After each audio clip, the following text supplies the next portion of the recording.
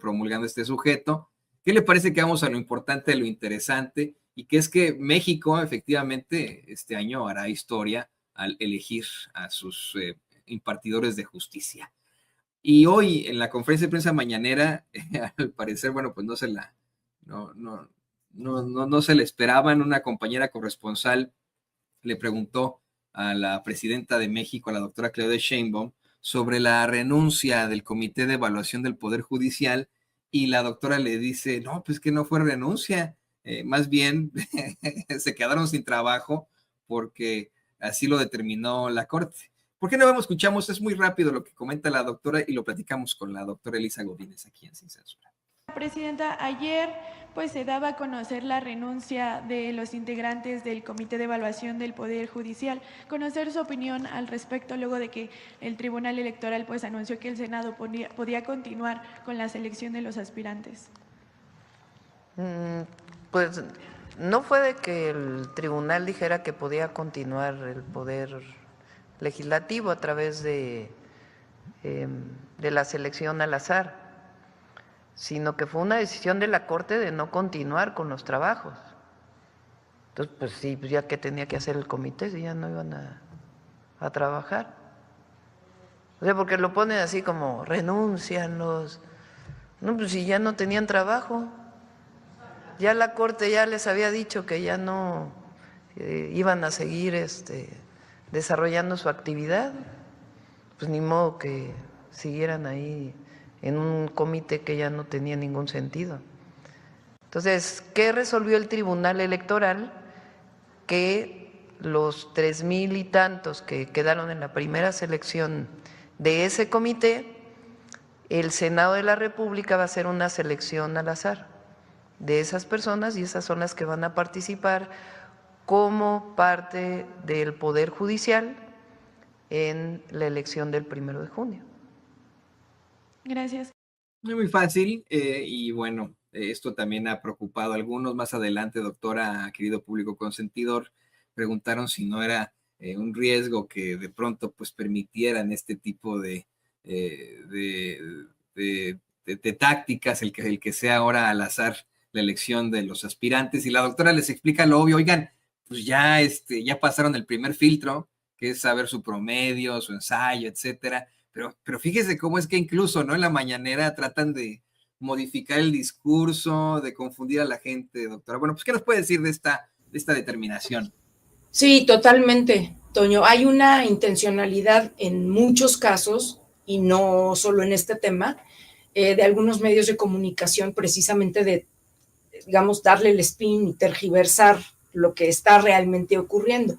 Por eso es muy importante que en espacios como este, digamos, que desmenucemos o tratemos de desmenuzar bien cuál es el origen de todo esto.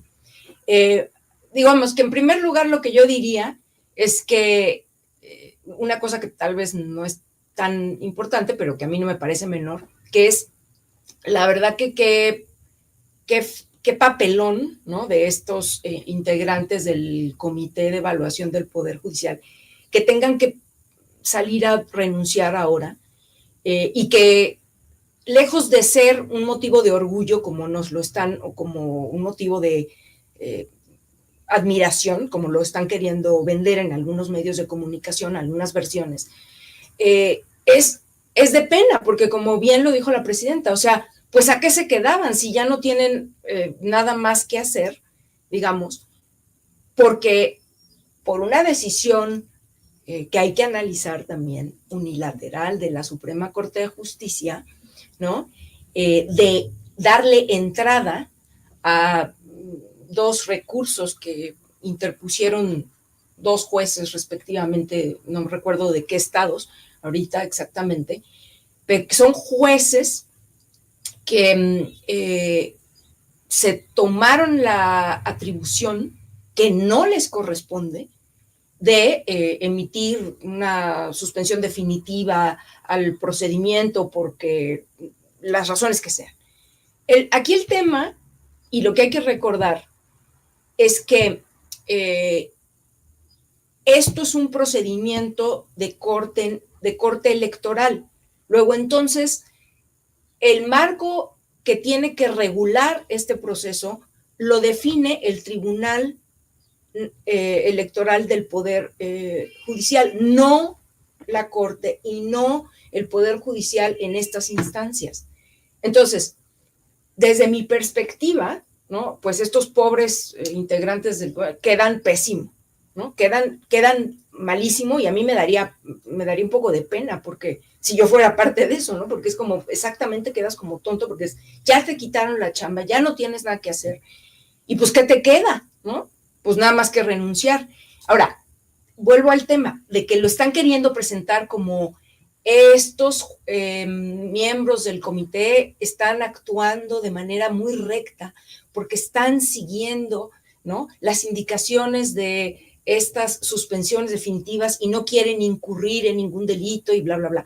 Claro, pero volvemos a lo mismo. O sea, estas suspensiones de 2 jueces de no sé dónde, Jalisco y no sé dónde, no recuerdo el otro estado, realmente no tienen lugar, porque quien decide sobre esa materia, volvemos, es el Tribunal Electoral, ¿no? No un juez federal. Entonces, yo lo que veo en todo esto es, en primer lugar, que es un intento más de todos los que ha habido, de parte de los intereses que controlan al Poder Judicial y a la Suprema Corte de Justicia para descarrilar la reforma judicial, que no es la primera vez, ya hemos visto todo lo que han hecho y este es un intento más de intentar descarrilar ese proceso. En segundo lugar, yo creo que estamos ya prácticamente en la antesala, ¿no?, en los minutos finales, casi que en el tiempo extra, de la derrota absoluta de la ministra o presidenta Norma Piña de la Suprema Corte de Justicia, quien ha sido un factor que ha precisamente jugado de manera parcial en favor de los intereses que controlan precisamente al Poder Judicial y a la Suprema Corte de Justicia. Ella es, digamos, su jugadora. Y ella no ha sido imparcial, más bien ha sido todo lo contrario, ha sido totalmente parcial y ha sido la, digamos, principal actriz, pues, de esta puesta en escena que es la oposición en contra de la reforma judicial. Y en tercer lugar, diría que esto nada más viene a confirmar que precisamente el Poder Judicial y la Suprema Corte de Justicia están capturadas desde hace mucho tiempo por estos poderes fácticos, que muchos están abiertamente en la oposición, otros de manera más velada, no se muestran tanto, pero son los poderes fácticos que están todos en contra del régimen de la Cuarta Transformación, ¿no? Y que han encontrado en ese reducto de la Suprema Corte y el Poder Judicial, pues una de las últimas trincheras que les queda para oponerse a este régimen. Yo creo que todavía tendrían algunos ases bajo la manga, vamos a decirlo así, doctora. Siguen detentando con mucha fuerza al Poder Judicial de aquí hasta este verano. Estarán ellos al frente del Poder Judicial, van a seguir determinando. Ya no tienen esa mayoría en la Suprema Corte con la que hacían y deshacían, pero siguen detentando el poder.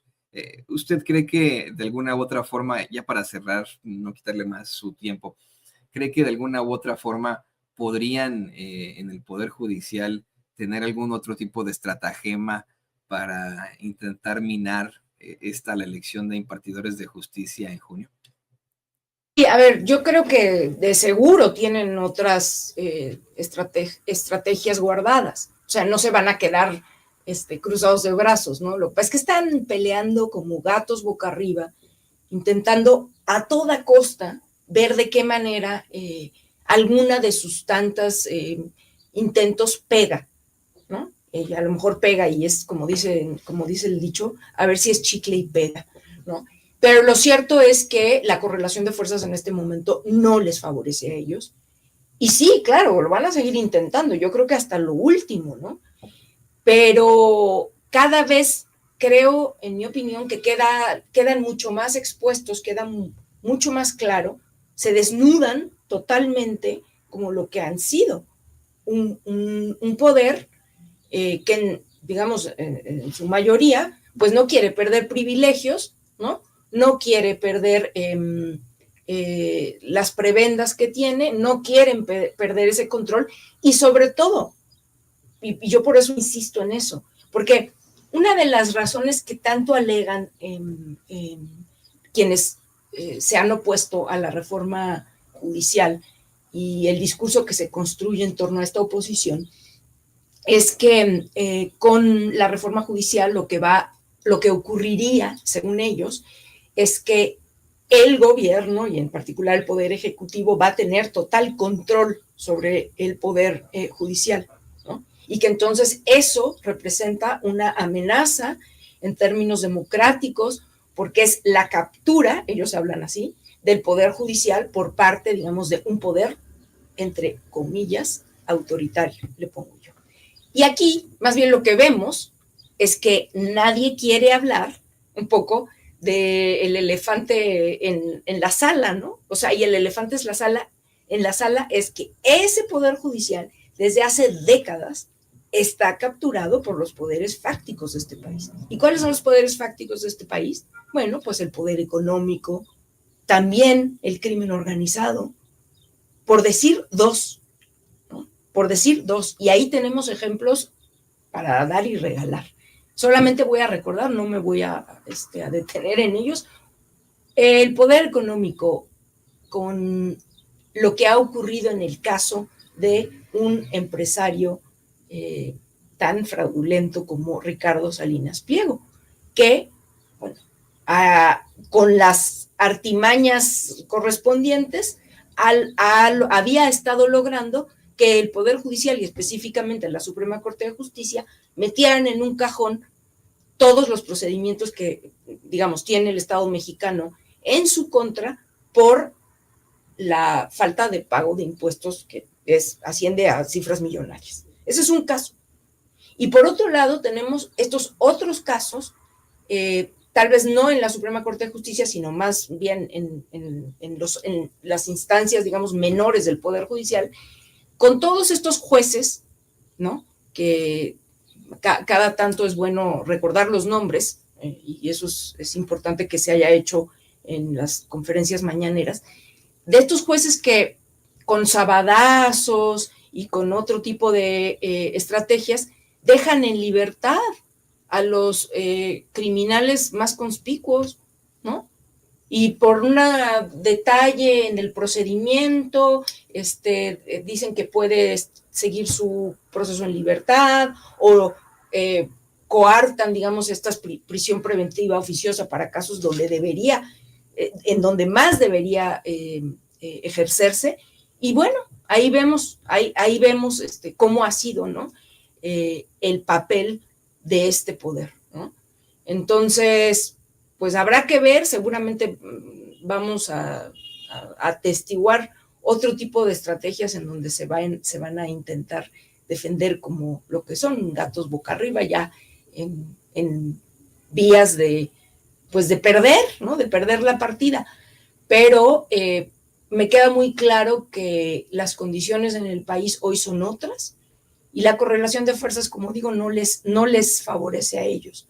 Yo creo que cada vez más el pueblo de México está enterado y sigue apoyando pues el conjunto de propuestas por las que votó en el año pasado.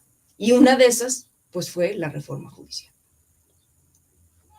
Pues vamos a ver en qué termina todo esto. Yo creo que va a terminar en una situación más bien positiva y estaremos platicándolo con usted seguramente, doctora, aquí en Sin Censura cuando se dé esa elección, disfrutando de nuevos juzgadores para México. Mientras tanto, bueno, además de agradecerle por este interesante análisis, le pido que por favor nos comparta sus redes sociales para que la gente se ponga en contacto con usted. Claro que sí, Toño. Bueno, primero que nada, agradecerles mucho siempre la invitación. Es un placer para mí compartir con ustedes y con el público de Sin Censura. Yo básicamente pues ando sobre todo en el llamado X, yo le sigo diciendo Twitter, pero bueno, ahí me pueden encontrar. Mi arroba es @t de Toño A, 3 Ns y T, Tanit, y ahí lo pueden ver en la pantalla y me va a dar mucho gusto verlos allá. La doctora en antropología y profesora de la UNAM, la querida doctora Elisa Godínez, aquí en Sin Censura. Muchas gracias. Un abrazo. Un abrazo.